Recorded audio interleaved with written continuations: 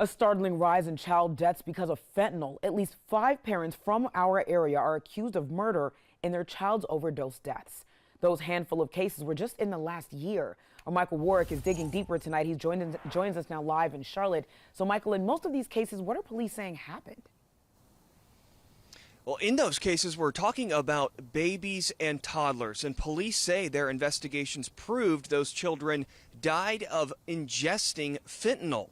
We talked to a toxicologist for a better understanding of how that can happen. These are the faces of 5 adults from the wider Charlotte area charged with murder within the last year for children's deaths police say were caused by the child's exposure to fentanyl. Annual reports from the North Carolina Division of Public Health and the State Office for the Chief Medical Examiner show it's happening more and more. Their data tells us only 1 child under 9 years old died from any toxin in both 2011 and 2014. Fast forward to 2021, that number jumped to 5.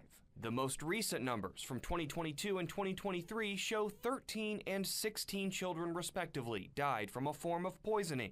Public health leaders say fentanyl caused most of them. In the case of children, it usually is indeed an actual ingestion, meaning they actually swallowed it. We talked to medical toxicologist Dr. Damon DeLalio about the rise in child fentanyl overdose deaths. In many cases, he says, recreational drugs can be laced with it, often in pill form. If the fentanyl is in that, it doesn't take much for a child who's exploring their household, and they typically, put things in their mouth, as children will do, and once it's in their mouth, it doesn't take much for them to be able to absorb it. The Drug Enforcement Administration put out a photo using the tip of a pencil to show you the amount of fentanyl that can kill the average adult.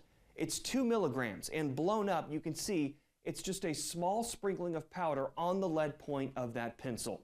The lethal dose for a child, doctors say, is much smaller. All these drugs, unfortunately, because there's no standards of any sort, are literally playing Russian roulette with whatever may be in them. So that's the very sad part.